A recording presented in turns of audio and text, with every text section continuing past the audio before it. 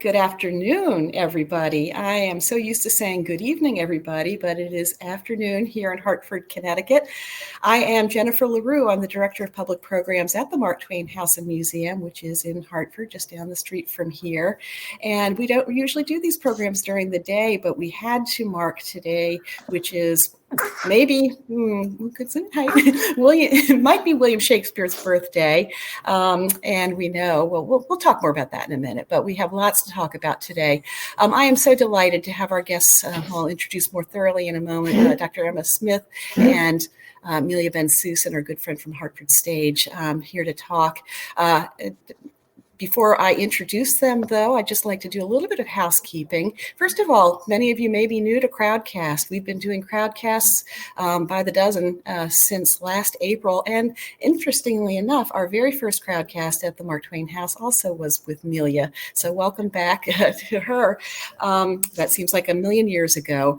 But Crowdcast is super fun in that you guys have already discovered the chat. And I see our friend Jacques is in there encouraging you to tell us what your favorite Shakespeare play is and that kind of thing. So please continue chatting throughout this program. However, if you have a question for either Melia or Emma, and she's given us permission to call her Emma, even though we're both inclined to call her Dr. Smith, please put it in the Ask a Question area that you see there at the bottom of the screen. It makes it a lot easier when we come to the Q&A, which we'll have toward the end of our program.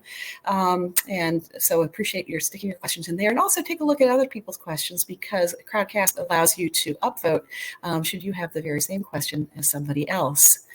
Jacques, I see, has just posted again the link that you can use to purchase this amazing book, This Is Shakespeare. We'll be sending these out soon after the event. The museum store is all stocked up. And I do want you to know that if you make a purchase through the Mark Twain House and Museum, you are benefiting the Mark Twain House and Museum as well. So we know you have other options, but please consider that, if you will, when you buy the book. While we're talking about things on the screen, right below my face is a long green bar that says your donation here will be split between the Mark Twain House and Museum and Hartford Stage, and thank you. This has been quite a year for Hartford Stage, for the Mark Twain House and Museum, and for so many nonprofit cultural organizations throughout the state and the country and the world. And we're really tickled that we're both here and still kicking, but it has been a rough financial year. I'll be frank with you, for both of us. And I can speak for the Twain House, have been for most of the year without our major revenue source, which is our guided house tour. I'm delighted to say we have started to offer those again in the past couple of weeks in a very limited capacity, but we have done without that revenue for many, many months, and dependent largely on the generosity of people like yourselves who participate in our programs. So if you're able and willing, please click that button and Hartford Stage, and we will share that. So I think that's all the housekeeping that I need to do. I'd like to introduce our guests. Melia Bensussen is the artistic director of Hartford Stage, a very good friend of ours, very big part of the rich and vibrant Hartford arts community. So I'm delighted to have Melia here. And we are super delighted to have Professor Emma Smith, who's the professor of Shakespeare Studies at the University of Oxford. She has published widely and lectured about Shakespeare and other early modern dramatists. And Dr. Smith is joining us from England, where it is 5:00 p.m. And so we're really thrilled that she's able to make the time to join us here. Dr. Smith, welcome. And Melia, welcome. Hi, thank you so much. Hi. What a wonderful introduction. Oh, thank you. I'll come back when you call me up, Melia, to do the questions and answers. Absolutely. Thank you so much. Thank you. Emma, it's just really it's a thrill to meet you. I'm gonna, I'll help sell the book. I loved this book, so I just wanted to thank you for having written it and for joining us to talk about it today. So, thanks. Yeah, I'm really so delighted to be here. I visited the Mark Twain House on my very first visit to the US, which was 20 years ago this year. So it feels great to be back, even if virtually. Yeah, we were talking earlier about how we've all got, this is the silver lining of this moment, that we get to connect more internationally than locally, right? I mean, Yeah, completely. Yeah. Let me just start by asking you, and I know we have such a great audience just seeing the names and the postings so far, so I want to make sure we have plenty of time to hear from all of you. But what drove you to write this book? Right, this is more of a generalist's book than a lot of your other writings. Is that fair to say? Yeah, no, that's absolutely fair to say. I mean, in a way, the reason I have got more and more into Shakespeare is the fact that it's one area of English literature, my profession, where there is a huge, well-informed, vibrant community, often around theatres, of enthusiasts. I mean, it's a perfect topic for a non-academic audience. It's not, in fact, a non-specialist audience. Often, those people have got huge amounts of specialism that come, from decades of enjoying the plays or going to see them or being, theatre makers or whatever. But it struck me that a lot of books that try to maybe try to demystify Shakespeare a bit or give people permission to enjoy Shakespeare tend to be directed at young people. And we're all very, concerned about how to get young people interested and all of those things. I didn't want to write a book for young people. I wanted to write a book for grown-ups and for people who thought, I know this is important. How should I try and get into it? How should I try and enjoy it? Is there a way to enjoy it a bit more? I had given some lectures which have, if you don't want to buy the book, do buy the book. But if you don't want to buy the book, just Google the lectures. Make sure you don't get the ones about from the Mormon Emma Smith, although I'm sure they'd be very enlightening. Just enlightening on different different. That's right. That's a different maybe. person. Yeah. That's what Wikipedia calls disambiguation. So I had these lectures on, and then I was offered the chance by Penguin in the UK to think about repurposing them as a book, and I did quite a lot of rewriting, and it was all about trying to make Shakespeare more enjoyable and more available. There's a lot to enjoy, and there's a lot there, and still I think we have put walls around it, or we've thought only certain people can understand it, or you need to know an enormous amount about the Wars of the Roses, or something like that. So I mean, I call it a bit the Mona Lisa complex, where there's like panes and panes of glass, and you look at a distance, and you're told this is great art, but you have no frigging, sorry, I should clean up my French, about why it's important. And I think your book is sort of wonderful in addressing that with Shakespeare. Well, I think your world, the world of theatre, has been about that for ages. But my world, the world of academic study, has actually been about preserving it for us and saying, this is very, very difficult. I didn't think of that. That's so interesting, because I was reading it and it all felt so familiar. So you're right, because talk about, I love what you say in the introduction about the gaps, because it's the porousness that makes theater people love, especially directors, right? I'll speak from a theater director's point of view.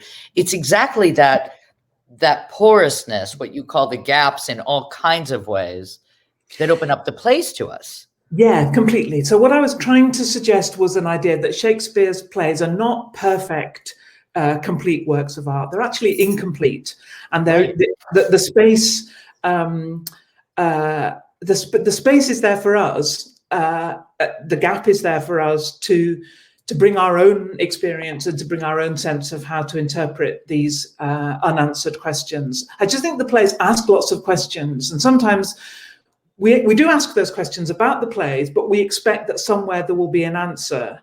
Why does Hamlet delay, or why is Iago evil? Exactly. Yeah. And the whole point, that's a really good example. I think the whole point of the play is to ask that question, and at different times and in different different times in our world, different places, we can answer that in different ways. Yeah, that's the space. That's why the plays have lasted, and that's what we need to bring to them. Right. You point out the lack of stage directions and the lack of character descriptions. And then you also talk about conceptual and ethical gaps in the works, right? That they're really there as inquiries. They're not complete. I love that. Yeah, and I tried to think, I don't know whether this is purposeful. I'm just trying to get away from what Shakespeare might have intended. I don't Who know. knows? Who the hell knows what he intended? Do you know? But it's pretty. I don't think these are just things that have dropped out. Sometimes people say to me, "Isn't this because the actors wrote down the scripts or something and things got lost?" Obviously. Yeah. The transmission of Shakespeare's plays has been bitty in all kinds of ways, but I think there's something more fundamental than that, which is perhaps comes from the Elizabethan schoolroom, where they're always trying to argue one side and then the other side. It's all about sort of understanding rhetorically how you make different positions, different views of the world seem convincing and compelling. I think that was a great. I think that produced lawyers and it produced playwrights, and Shakespeare plumped for the playwright route rather than the lawyer route. It's really interesting. Yeah, I think these gaps are throughout, and they're at every level, from what happens at this moment in the play. I talk about the end of one of the lines that the musical has made most famous from Tell Me the Truth, "Kiss me, Kate." So Petruchio says at the end of the play to Catherine, "Kiss me." No stage direction. What happens? If you're a sort of rose-tinted perspective, you might put in, you're an editor, you might put in "they kiss." You might put in a stage direction which says "he kisses her," which we all know to be something a bit different. She might reject that. There are all kinds of possibilities. There's room. Yeah, there's room. Yep. And it's interesting because different editions will fill in the stage directions that aren't there and make these assumptions, which makes those of us who are really nerdy about this stuff, we go through all the different versions to see what the hell is really there.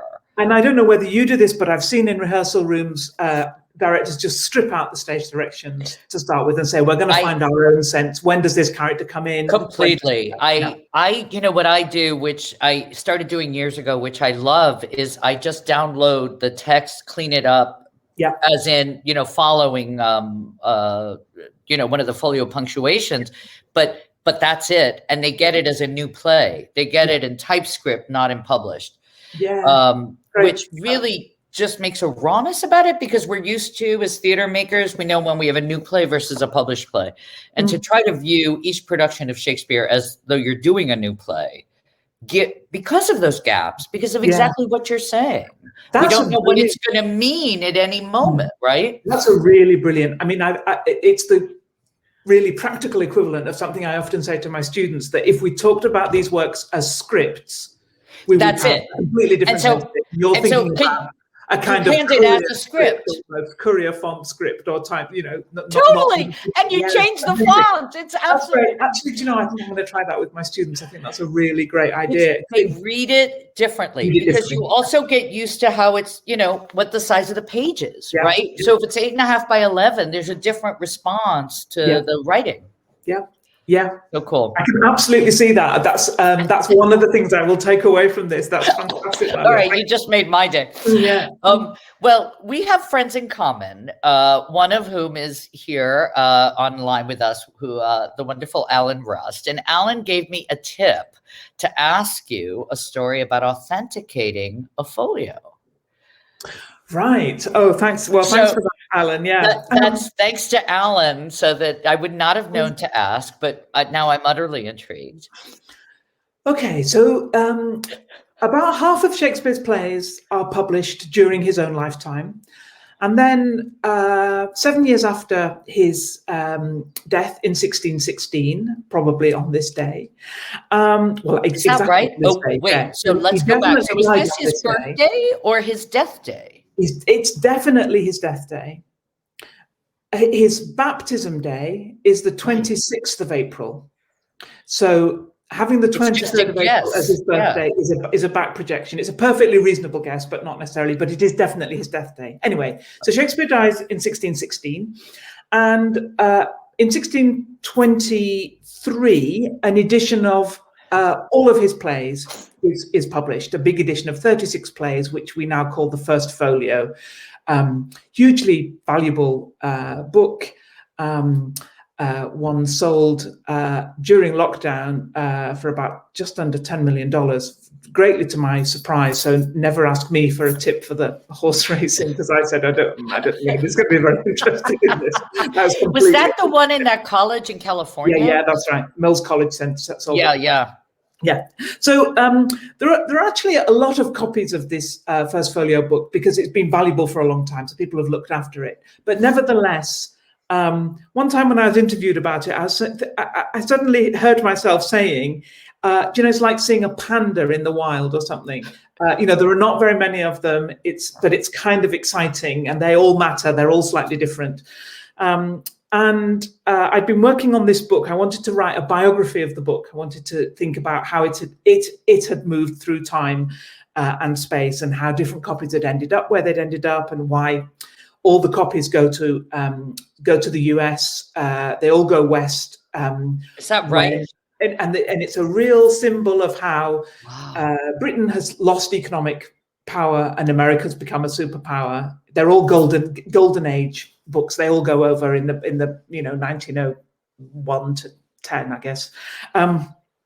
So I was really fascinated by this. It was a great way to think about a history of Shakespeare reception.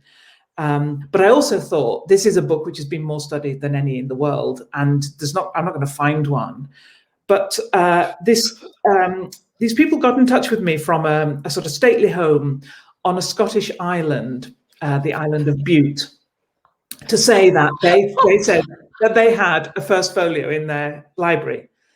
Oh my God! Is this an email?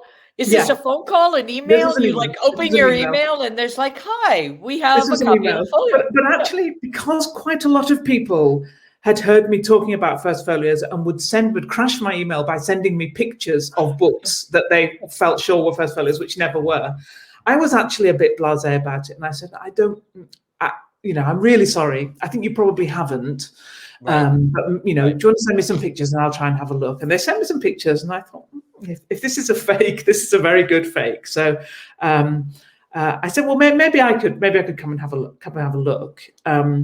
Anyway, I went to see, and I thought, I'm sure this is an actual first folio. It's in 3 volumes. It was owned by, which is unusual, it had been owned by an 18th century Shakespeare editor called Isaac Reed, and it had his inscription in it. And I knew that there was a copy which had been associated with him, which was lost. So then I did another visit, which was a very cold week in this Scottish baronial castle, checking every page against the Mark's authorized folio, whether the paper matched, whether all the type matched, all of that, and then came out saying this is a genuine article. Now, the island of Bute wanted to encourage tourism. So they wanted to, they were very pleased to put this on display and to get more people to come. But unfortunately, the news story, which flashed around the world, it was very, very striking. The news story was all about how this valuable Shakespeare book had been found on a remote Scottish island. We kept trying to modify it by saying, well, it's not that remote. It's actually surprisingly accessible if you get the ferry from Weems Bay. Easy train journey from Glasgow, get the ferry from Weems Bay. It was great. It was great fun. It was extremely exciting. And a great example of how these stories are popular all around the world. People were interested that this had been found, and it was amazing. Why is it, that Shakespeare lives on? You talk about the conceptual and ethical gaps and the way it opens up for all of us. Were other Elizabethan playwrights not creating such porous worlds for us to enter?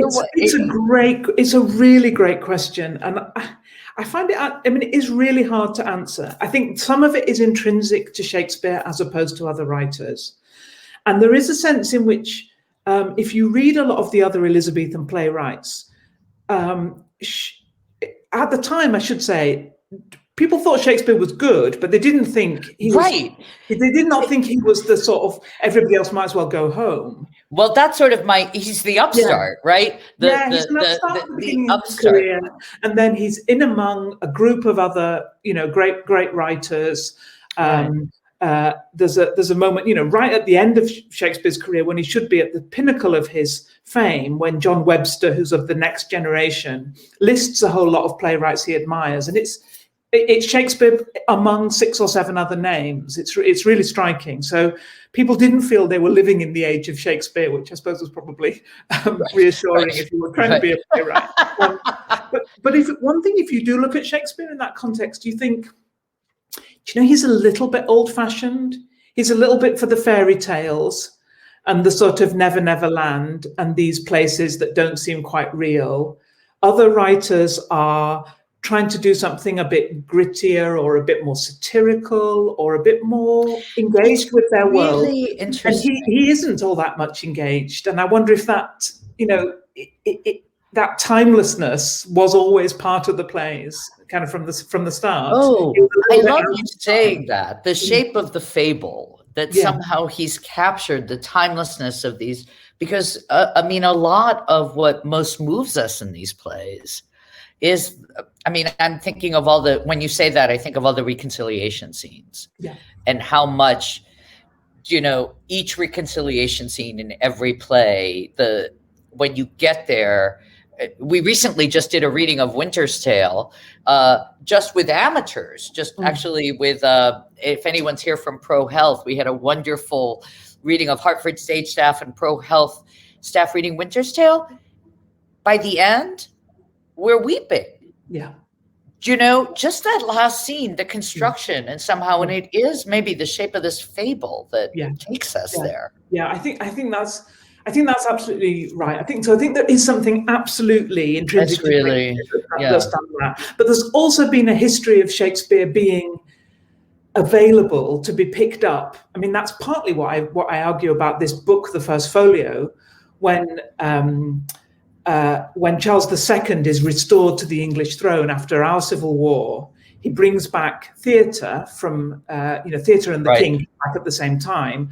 And he suddenly says, right, I'm back now. We're going to have theatre, like tomorrow. And everybody's like, oh my God, what are we going to do? Sort of how we feel now about reopening. That's right, exactly, with reopening. And we know that one of the people who gets the commission to do that owns a copy of this book, goes straight to it and thinks, these are plays that have got a lot of roles for women dressed as boys, showing a bit of ankle, and that's going to be exactly what the court wants. Okay. And so we get 12 nights straight away with women actors as opposed to the boys that it was written for, but women dressed in these much more revealing clothes, which are men's clothes, tights and I love this, and it never occurred to me. I always think about like the fame of Shakespeare having to do with English imperialism, right, to a certain degree. And the power of English speaking and sort of colonizing literature while about it. But Shakespeare's fame might be as simple as, oh, it's a good cast, and I could show a little leg. I love that. Yeah, and it's a good. I need to sell some tickets, right? It's a good early example of how the plays are flexible enough to do something different in a different context. And it's a good reminder for some of our debates now about casting Shakespeare, and what's appropriate to cast and cross-gender casting. That's right, and color conscious casting, right? Which is the phrase we're using more, and how it lends itself. Precisely, it's not colorblind, is it? It's right. Yeah. The term d'art, as it were, right, for our profession. And these terms keep changing, which in and of itself is telling, right, that there's still discomfort and a lack of ease with language around how to cast anything. But then it's interesting with Shakespeare. I think now, and I'd be curious what our audience thinks, I think we're much more forgiving about color conscious casting in Shakespeare than we are with any number of playwrights, that somehow within, and maybe it is the structure of fable and the heightened language that lifts the imagination. It makes me think of Henry V and this little O, and this constant calling on the imagination that his plays do. Yes, and that's, I mean, in some ways, that's what you're talking about there with the prologue to Henry V, piece out imperfections with your thoughts. That's exactly, in some ways, what I'm talking about when I say not complete. They need us. They need us to imagine. They need us to fill out. They need us to sort of bring new questions and sort of new understandings to them. He's an ideal playwright for theater makers because he's making room for us. Because, you know, and you do feel that he would, whoever he is, which I also want to ask you about, but the persona that is Shakespeare would love all these different versions of the plays, the adaptations, the multimedia. As a theater maker, I think all of it would just enliven him. Yeah, actually, and Shakespeare is an adapter. That's one of the things he does with his own material, and you know, it seems to me great that you know, the creative adapters of our own age take his material on in a line of creative work. That's absolutely true. And you're right that the question, in a way, the question about who Shakespeare is precisely generated by the fact that the author of the play seems so absent. You know, it's really hard to deduce from the plays, isn't it? Was this a person who was on the side of, you know, the divine right of kings? Was he on the side of the people? Is he a, you know, for want of a better word, a feminist? Is he a misogynist? You know, all of these can be generated. And it's all true. It's all true, exactly, but not consistently. And unlike a playwright like Bensussen, who has lots of prefaces and lots of sort of self-presentation as part of his plays. You know, he feels like a playwright who's desperate to be there and to sort of poke his head around the curtain and say, no, you're doing it wrong, or you're not good, you're not doing it well enough. And like Shaw, it makes me think of Shaw. Like Shaw, you know, absolutely. And that's the stage direction point, isn't it? You know, that's partly where we see Shaw's great hold of the plays is in those long stage directions. But Shakespeare feels quite absent. As if he's withdrawn a step back from the plays, and that creates these open plays, but it also creates the question about his own personality, fleeting personality. And do you think? I mean, how there was during Shakespeare's life, there was a plague, as we all know. There's been much written, sort of. During our plague, about King Lear was written during the plague, and you know, all the great productive. How do you think did that period really impact Shakespeare? And will we see, do you think, from the historian's perspective, do you see a similar thing in our literature changing after our plague? Yeah, so the thing that's different about Shakespeare's plague, and that we haven't has been a little bit off message in the comparisons with our own, is it just goes on and on and on. Right, and there's no Zoom, and there's no Zoom meetings. No Zoom. Sorry, I couldn't resist. It's not over. You know, it just keeps. It's going. episodic. It's episodic, and it's a summer problem because it's all about, you know, sanitation and so on. Right. And so every summer from 1603. When Queen Elizabeth dies and James I comes to the throne, right through to 1610, the theatres are shut. It's open, shut. For 7 years, open and shut. 7 years, yeah. God forbid that should happen to us. I don't think. God forbid, absolutely.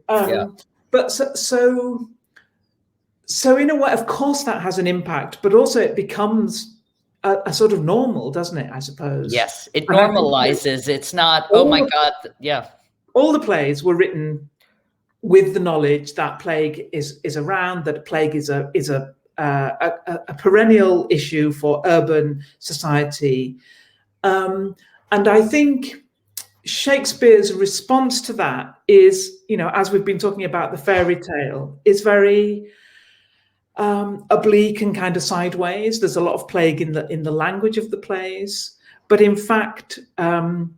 But very few direct mentions, right? I mean, that's there's like no direct mentions. Apart from perhaps by two removes Romeo and Juliet, maybe. Yeah, I was just going to say, it's the R and J plot point. The plague is not about, you know, lots of people die, but not of plague. And in fact, you know, I was just thinking about you and the Winter's Tale.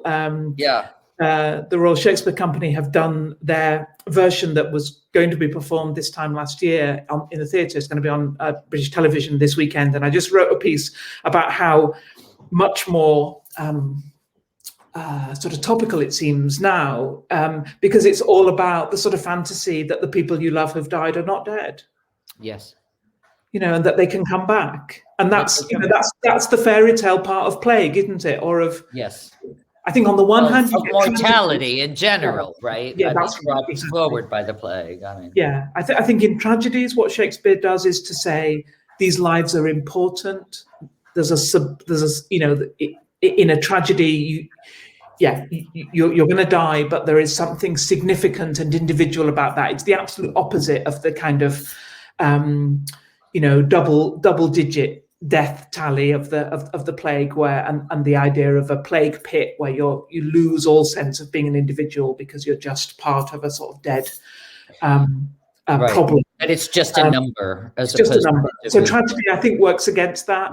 I think comedy says, quick, seize the day, who knows what's coming. And I think these late plays that you've been just mentioned are really about, maybe art is the way we keep things alive, or we can reverse, we can sort of rewind in some magical ways. So the theatre's doing a lot of work there, but it's never direct. And I think that's what's going to happen with our own artists and our own creative people. I don't think any of us particularly wants to read the lockdown novel, do we? Or we've kind of been through it. But there'll be something more poetic, more transformative about it, and that will have a big impact.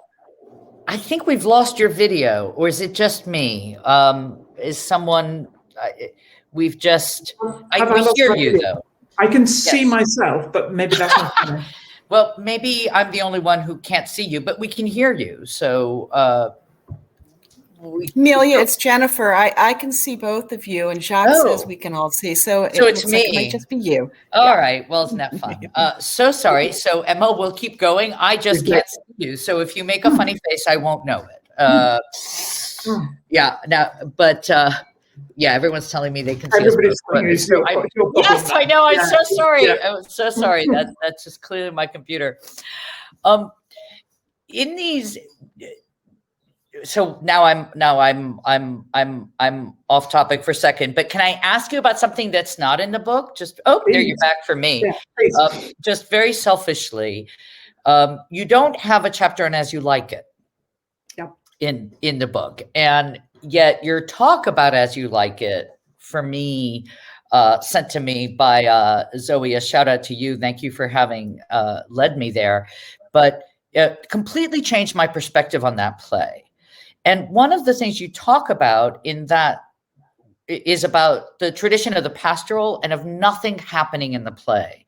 So it makes me, or rather that we know couples are going to get together at the end. So we're kind of biding time, right? And you explore through that conversation something that I did see echoed throughout the book is how Shakespeare deals with time and how we measure our time when we see the plays. So it's a little vague, but the As You Like It question for me is really about that, is how do we pass the time? Yeah. In that play. Yeah, that's really interesting. I mean, I think As You Like It is a play which doesn't, for me, have quite enough plot. And that's a little bit true of Shakespeare more often, I think, in that I think Shakespeare's good at the beginning and he's good at the end, and sometimes the middle is a little bit we're kind of treading water a bit, and the middle can be a little bit boring, a little bit difficult to pace. And I think if you're in the theatre, it can be difficult to pace. Yes.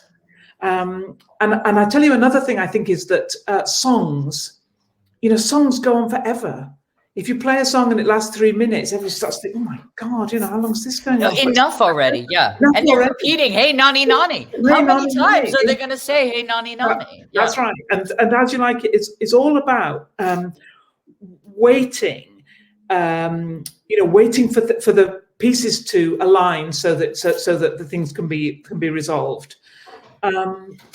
Now, again, I was thinking about that in relation to Winter's Tale, where that kind of waiting does a lot of the sort of healing work. It's the first part of the Winter's Tale is all about how Leontes believes that his wife Hermione has been unfaithful with his best friend, and he's absolutely mad. He's mad with jealousy, and he puts her on trial. She dies. Their son Mamilius dies. It's an absolute roller coaster. It's Othello, right? I mean, it starts out Othello. Yeah, it's Othello in about an hour and a quarter. And then with Iago internal to Leontes, yeah, he's his own villain. And then we think, well, God, what are we going to do now? And we go to a pastoral place, Bohemia, and we have a long act, which most theatre directors find. I mean, I was just going to say, help me. I love the play. How do we do Bohemia? Yeah, that's right. I mean, the most recent time I've seen it was this kind of Woodstock festival, and they're all kind exactly. But what's important about it is that it's completely different in tone and in the sort of visual sense and in everything from what we've just seen. And the other thing that's important about it is, for a while, nothing happens. Everything's happened too much, too quickly. And so that's really interesting. And it's interesting to take that back to As You Like It and to think, what's the work of making people sit with things. The comedies That's what I found so moving. How you move, moving space, moving into this what's often called the green world or something, and how that might heal us or just hold us until it's time for something else to happen. And Shakespeare's really interested in those kind of areas. He quite often puts women into a convent until they can be properly reunited with their husbands or something. He's interested in those kind of holding spaces where you can just be until the liminal. I mean, I've been talking, at the beginning of this plague, I talked a lot about how we were in liminal space. And that really just came from my readings of Shakespeare, right? Is these periods where you're betwixt and between. You're really being held in a no place, no time. Yeah, completely. And it's great to think of the theatre being like that, isn't it? As a kind of it's a space that holds us out of our ordinary world, right? Enables something to happen. I think that's a kind of wonderful privilege for theatre makers to think about the kind of magic of that. It's so interesting, though, right? Because we're such a manic moment in our history in terms of the Western, more technologically driven first world, however, again, with air quotes, but the notion that we would just sit in a space, that we would wait for things to happen instead of being, terrifically plot driven. Yeah. I mean, for me, the plots really are. I mean, what's so interesting about the fable is that the plots are kind of sucky. And then at the end you go, shit, that works. Right. Yeah, but the plots are not, you don't go to Shakespeare for plot. No, that's right. That's absolutely right. I mean, one of the chapters in the book, I talk about Romeo and Juliet and say, why on earth do we get this spoiler right at the beginning? Right. Two households, both alike in dignity. And then, from forth the fatal loins of these two pair of star-crossed lovers took their life. And you think, oh, well, thanks a lot. Well, that's it. Yeah, now I know. 3.5 hours and I already know this is what's going to happen. And that helps me to think a bit about, plot. I don't think the Elizabethans wanted to be surprised.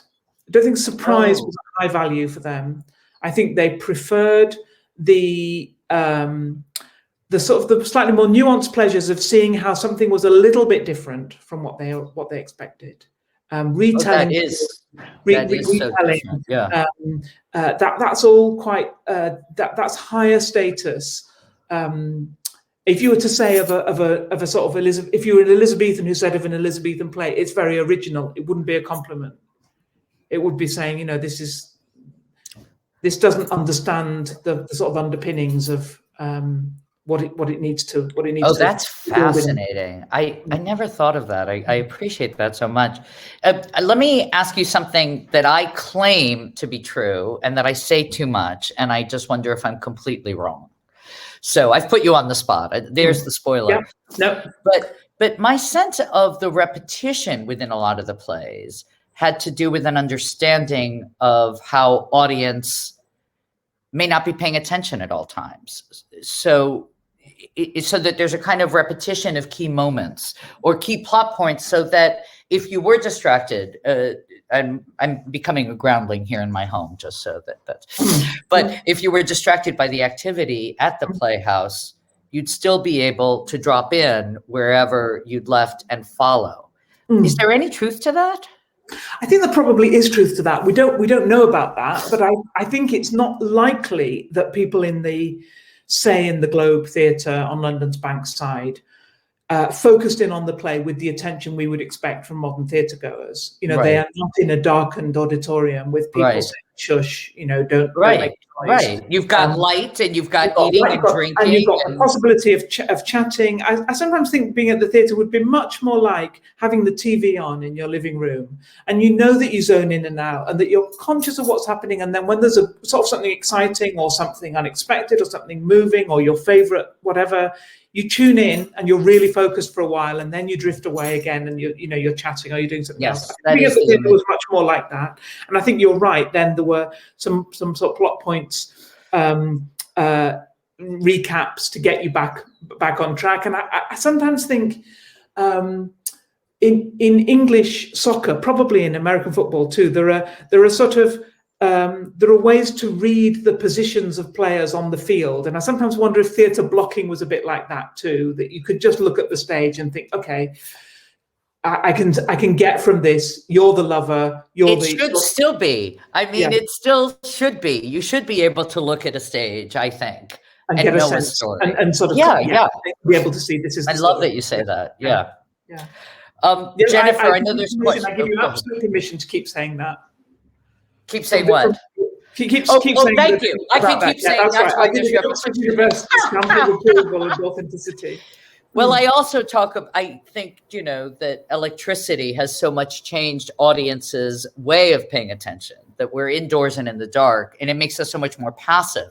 And when you're describing Shakespeare, he's demanding an active imagination. He is saying, you're my partner in this narrative. Yeah. Which, when you're sitting in the dark, sort of, you can snooze away and in theory have the same experience, as opposed to you feel that Shakespeare's saying, no, you're paying attention with me. We're making this together.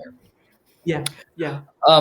Jennifer, do you want to send some questions our way? I haven't been keeping up. Oh, hi, there she is. Like all the squares moved. That's a little bit jarring, but sometimes this is one of these programs where I think, am I getting paid to do this? Because this has been I've learned more about Shakespeare, who I thought I knew a thing or two about, in this past 40 minutes than I have my whole life. So thank you so much. Well, I really do encourage all of you to read this book, because Emma makes you feel like you're really in conversation with the plays. And that's what's amazing, among all the other things, is that you really feel that you're inside the mind that created them, whoever that mind is. But what are the questions? Sorry. Well, we have 3 questions, but while I queue them up, I'm going to invoke moderator's privilege and ask one of my own, which is about Shakespeare's.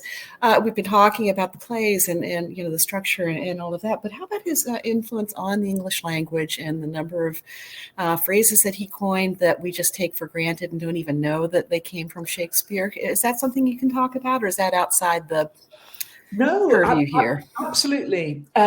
So Shakespeare is writing at a time of massive growth in the English language. He's writing at a time when English is emerging from being a pokey, parochial, small island off Europe. Sometimes I feel worried we're going back to that, but small island off Europe language, which nobody else spoke.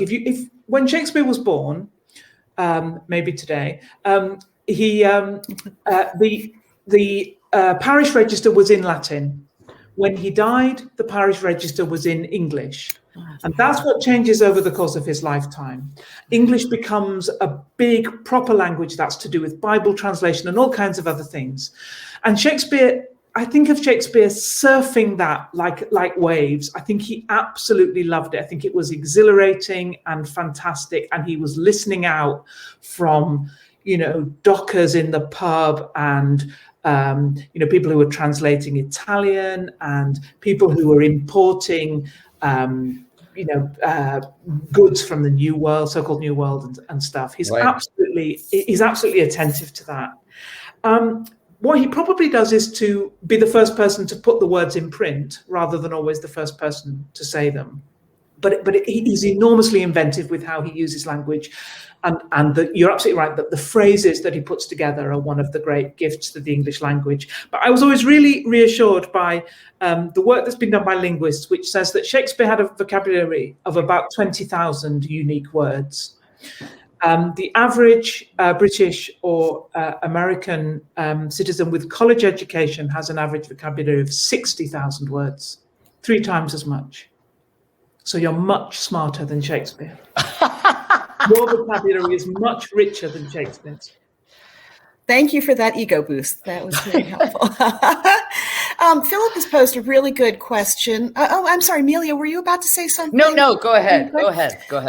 And 2 others have voted for this one. How do you understand the relationship between fable and myth? Could you comment on the mythological foundations of Shakespeare's work? And are there some essential ones? Thank you, Philip, for your question. Yeah, thanks, Philip. That's a great question, and I think there are technical differences between fables and myths that probably elude me, or I use them more or less interchangeably. I think what Melia and I were talking about was persistent sort of story types, what are sometimes called from genetics memes, or where there's a kind of shape that's open to mutation in different subjects. Now, the basis that Shakespeare uses is actually Ovid's Metamorphoses, and that's a number of mythic sort of origin and transformation stories. And it's so interesting that that's, if you like, Shakespeare's Bible. That's the book he goes back to over and over again. And it's a book about fluidity and change. That's what the characters, that's what the figures in Ovid, that's where they find themselves. And that obviously really appealed to Shakespeare. So yeah, Ovid, I think, would be the essential underpinning set of myths for Shakespeare's work. So much so that in Titus Andronicus, he brings the book of Ovid on stage. Oh. He's not even trying to hide that this is where it all comes from. Great question, great answer. Thank you. So a couple people have voted for this one that Herb posted. Without the marketing tools of today, is it true that Shakespeare's staff would raise different color flags to tell potential audience members what type of play was showing that day? We don't have any evidence that that's true. But I've never heard that. So like, it said, like if it was a comedy, it was one color, tragedy. Yeah. I've heard it, but there isn't any evidence. There isn't any evidence for it. But there must have been some way of advertising the plays, either generically, as you're saying, or more specifically.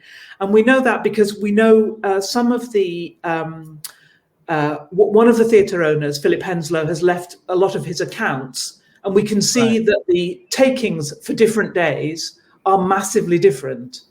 So there must have been some way. That can't be explained by the normal flux of, some people always go on a Wednesday and, it was a cold day on that Thursday. Or word of mouth. I mean, it's like... There must have been word of mouth. There probably was a lot of posting of bill posters.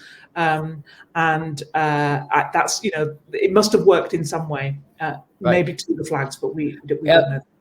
So I'm going to throw in another question, and then Jennifer, please take over. And this is, did you read Hamnet? Yes. And I'm just curious, it's such a romantic vision of what was going on, but I wondered your thought about the whole recreation of the rehearsal process and the creating of Hamlet. I thought that was just fascinating. That's really interesting, because that bit did not... I don't think it's because I didn't think it was accurate. This is Maggie O'Farrell's brilliant novel, Hamnet. Right, and it's much more about her. It's all about Anne, about her, and much more about the child of the Shakespeares who dies in 1596. possibly of plague. In Hamlet, in Maggie O'Farrell's novel, definitely of plague. We don't actually know that for sure. I was so taken up with the descriptions of Stratford and of sort of rural life and of the family dynamic. I mean, what she does so brilliantly is really to sideline Shakespeare, doesn't she? She never calls him completely. She never names him. I love that. Yeah. And there's a bit where, I mean, this isn't a spoiler alert because what we all know about Hamlet is he died. The bit where she is laying out his body, I found one of the most moving things in modern fiction that I think I've ever read, and that carried me much more. In fact, I think I probably need to read it again because I didn't enjoy the transformation into Hamlet as much, and I didn't really need it for myself in that novel. I didn't need it either, but I was so in a sense I was curious just about the sort of depiction of the bills. It made me think of it with this question about the marketing, because in fact she gets there because of a program and because of a bill, right? So you sort of just are wondering. Yes, I see you kind of thinking. Yeah, you see what I mean? I was just sort of free-assessing. You see that name on there, Yes, I can see the bill, but I don't mean to derail us to that book. But I mean, I think it is extraordinary about depicting Stratford at that time, right? Yeah. Go ahead. Over to you, Jennifer. Well, and I'm sorry that I appeared to be laughing through a lot of the conversation about Hamlet, which obviously is not a laughing matter. But Jacques Lamar, our friend who does our marketing, says he says that idea about the flags. Some lazy marketing person came up with that idea, and I say that as a lazy marketing person. You heard it here first. I think that's going to be on the Mark Twain house now. Different coloured flags. Right. Thank you. So Nancy would like to know, as do several other people, could you comment on North by Shakespeare, which follows obsessive scholar Dennis McCarthy on his quest to prove that Shakespeare used now lost plays by 16th century courtier and translator Thomas North to write his greatest works? Is that something you can talk about? Yeah, I can. So, I mean, this is a really, really fascinating quest. It's a brilliant book, not written by McCarthy, and I can't just remember the name of the author. I'm really sorry, I can't remember the name of the author who's telling in parallel the story of this independent scholar, not part of a big sort of university world, really pursuing this set of connections with Thomas North. However, I think what's crucial in Shelley and Nancy's question is now lost plays. It is impossible to prove anything about something that is now lost and that we never know. We don't know whether it ever existed. And of course, it's easy for all of us to build our interpretations on things which we very, very strongly believe must have been once excellent, but are now not there to back us up. Right. So I can't say that McCarthy is wrong. We already knew that Shakespeare is very dependent on Thomas North for his Roman plays.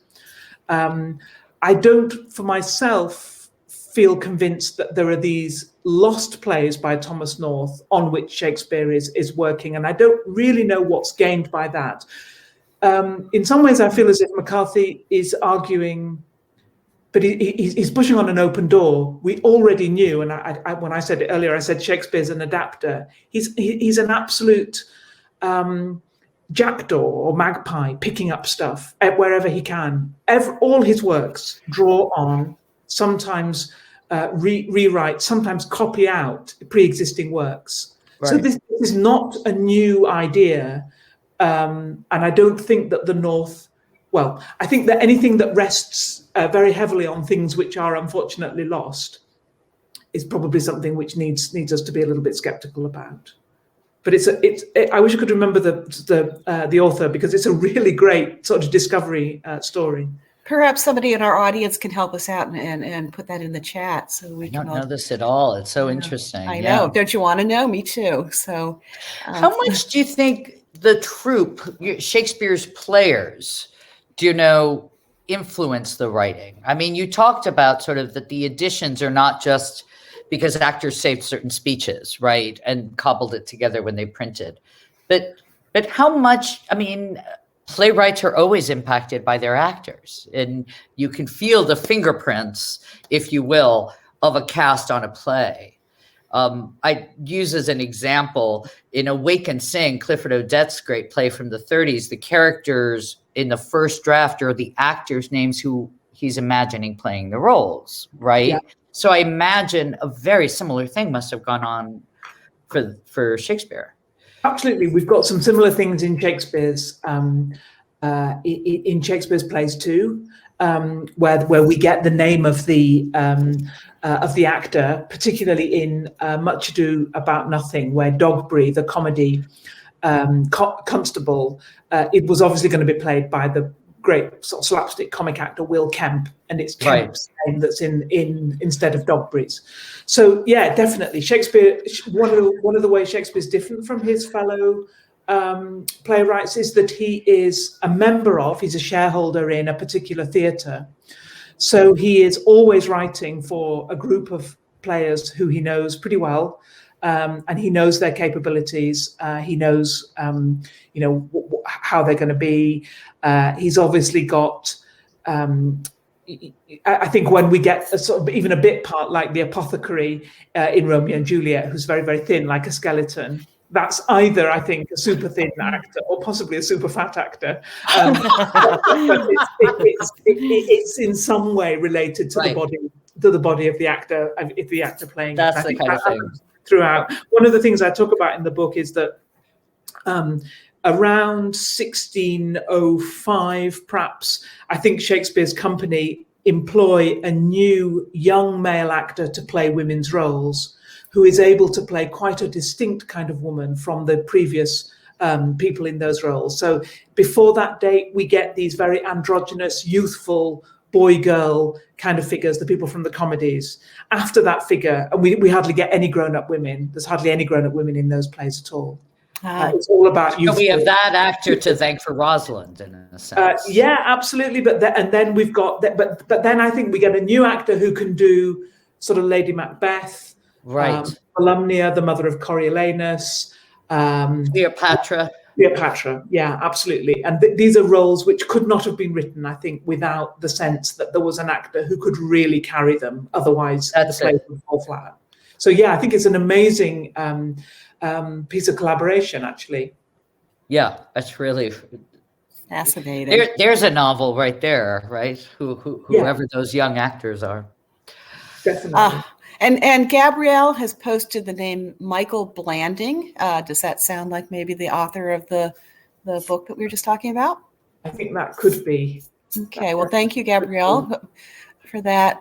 I'm going to ask a question. It looks like Philip has another one. So I'm going to start with Philip's, and then I'm going to go to mine, because that's not fair. Would you suggest a 20th century writer, a poet, playwright, or prose writer, who is more indebted to the bard than others? That's a great question.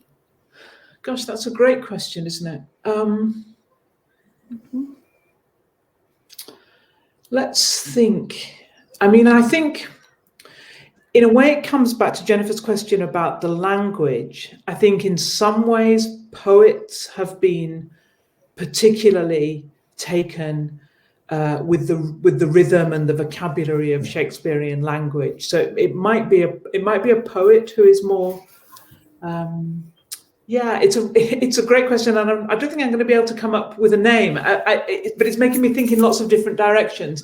It's making me think about what the great critic Harold Bloom called the anxiety of influence, which is really was quite an Oedipal idea about the relationship between writers of different generations. He basically says all writers want to kill the sort of father writer. Their source. Yeah, that's right, and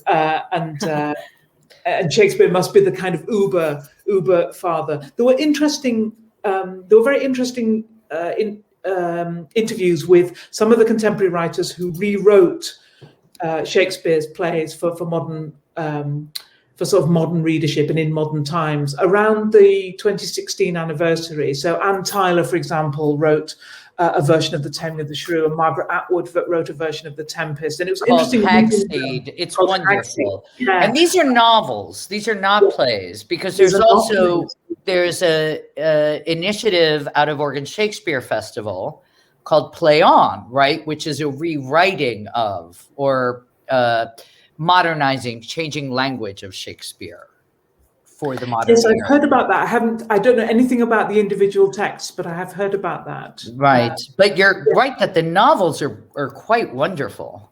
Yeah, I mean, it's really interesting thinking about how you write in the shadow of this great writer. You know, is that for some people, I think that enables a lot of creativity. For other people, it probably inhibits that. And I think it might be a matter of whether you view yourself as being in the shadow of or being connected to through the ages. You're absolutely right. As I said that, I thought, that's exactly right. The language I'm using presupposes that. Yeah. Oh, fascinating. I am going to ask my question, and it might be a good one to close on. So it's 400 some years later, and we are sitting here on Zoom, on a Crowdcast, I should say, talking about William Shakespeare. I would like to hear, Melia, from your theater perspective and Emma from your academic perspective, why? And is there still so much more to be explored and learned about William Shakespeare and his work? Well, I think it's exactly what Emma said at the near the beginning of this, right?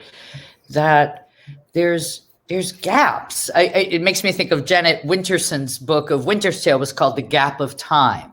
That was her adaptation, and there's room in the plays for us. And I know someone once teased me that audiences don't love Shakespeare nearly as much as theater people love putting on Shakespeare. And that really stayed with me. That was kind of a haunting remark, I thought, because it's very easy to understand why those of us in the theater love to work on them. They're bottomless, to quote Bottom, right? They're the dreams that have no bottom. We just keep finding ways to tell the story. And he's a consummate theater maker. The plays are theatrical. The rhythm of the language does something to you emotionally. The setup, the dynamics between the actors are dynamics between actors. They're fully fleshed out once they're inhabited by human beings.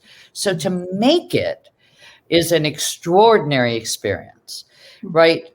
From the audience perspective, I'd be curious what some of our audience feels, right? Because it's a kind of recognition for me. It's like the Greeks, right? I feel sort of similarly about the Greeks, is that they're capturing something much larger than I can put into words. And that by telling the stories that they write, and what Shakespeare has, right, is also the beauty of the poetry and the succinctness of the language that reaches across the stage. But Emma, you might have a far more sophisticated answer. No, I completely agree. And I also think that part of what gives the Shakespeare works energy and new possibilities is precisely that work that you and other theatre makers are doing. It's because other creative people keep coming back to Shakespeare and giving us new versions of it, and then there's more to think about. Wow. So they're not static. These are not plays that are static. That's right. That's right. And they're not of a moment, even though they reflect certain thinking of a time.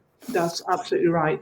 Jennifer's going to cut us off in a minute, but I did want to just pick up Andy's question, which is, where do I come down on the whole "who was Shakespeare really" question? Yes. I'm afraid, like all academics, really all academics, I think Shakespeare was Shakespeare, but I do really enjoy, there's a phrase of Mark Twain's which seems appropriate that I always really like at this point. So Twain says, Twain's attitude to Shakespeare and authorship, as you will know, in this venue, if nowhere else, was quite mixed. But my favorite phrase of his about it is that the plays were by William Shakespeare or else by someone else of the same name. I find completely delicious. Oh, thank you. And Andy, I'm so sorry I overlooked your question. I meant to ask that question and it got lost in the shuffle. So I'm so glad that you picked up on it, Emma. Now, before we leave, I just want to say, I think everybody in the audience has one thing in common, and that is that we want to hear Emma say our name in her beautiful British accent. So have you got 15 minutes to go through? I'll go through all of those. Oh my goodness. Yeah. Audience, I have been, running the public programs for the Twain House in our auditorium when we were able to do that, and then on Crowdcast. And I'm always impressed, as are our presenters, at the wonderful questions that our audiences present. And so thank you for being here with us for this afternoon event.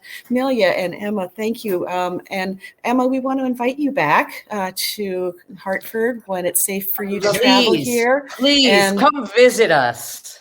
We will have a great big party, and maybe we'll do it on Love Shakespeare's to. next Let's do it. birthday. Okay. Let's do it. A year In the from meantime, now. A year from now, it's a deal. All right. Everybody buy this book and the link Yes. in the chat there. And I can't thank you all enough. What a delightful afternoon. And happy birthday, we think, to William Sort Shakespeare. of. Yeah. Sort of. Kind Yeah. of.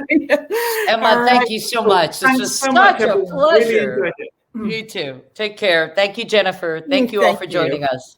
Thanks, everybody. Bye-bye. Bye-bye.